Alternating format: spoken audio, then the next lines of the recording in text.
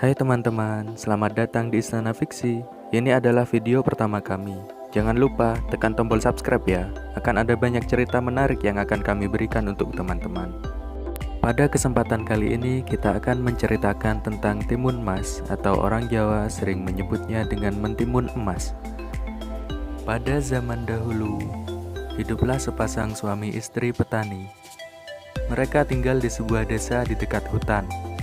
Mereka hidup bahagia.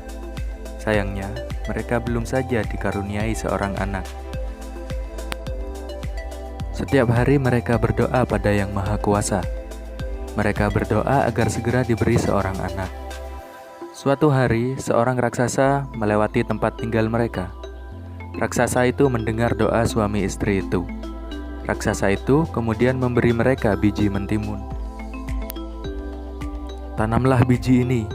Nanti kau akan mendapatkan seorang anak perempuan," kata raksasa. "Terima kasih raksasa," kata suami istri itu. "Tapi ada syaratnya. Pada usia 17 tahun anak itu harus kalian serahkan padaku," sahut raksasa. Suami istri itu sangat merindukan seorang anak. Karena itu, tanpa berpikir panjang, mereka setuju. Suami istri petani itu kemudian menanam biji-biji mentimun itu. Setiap hari mereka merawat tanaman yang mulai tumbuh itu dengan sebaik mungkin. Berbulan-bulan kemudian tumbuhlah sebuah mentimun berwarna keemasan. Buah mentimun itu semakin lama semakin besar dan berat. Ketika buah itu masak, mereka memetiknya. Dengan hati-hati mereka memotong buah itu. Betapa terkejutnya mereka. Di dalam buah itu mereka menemukan bayi perempuan yang sangat cantik. Suami istri itu sangat bahagia. Mereka memberi nama bayi itu Timun Mas. Tahun demi tahun berlalu. Timun Mas tumbuh menjadi gadis yang cantik.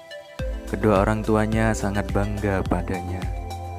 Tapi mereka menjadi sangat takut. Karena pada ulang tahun Timun Mas yang ke-17, sang raksasa datang kembali. Raksasa itu menagih janji untuk mengambil timun mas. Petani itu mencoba tenang. "Tunggulah sebentar, timun mas sedang bermain, istriku akan memanggilnya," katanya. Petani itu segera menemui anaknya. "Anakku, ambillah ini," katanya sambil menyerahkan sebuah kantung kain.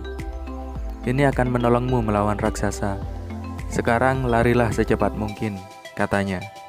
Maka timun mas pun segera melarikan diri.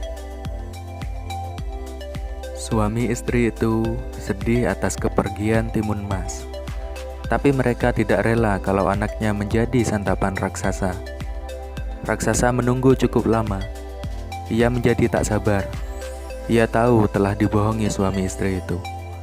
Lalu, ia pun menghancurkan pondok petani itu dan mengejar timun mas ke hutan. Sudah dulu ya teman-teman. Untuk lanjutan kisahnya, tekan saja tombol subscribe. Jangan lupa tekan lonceng juga ya.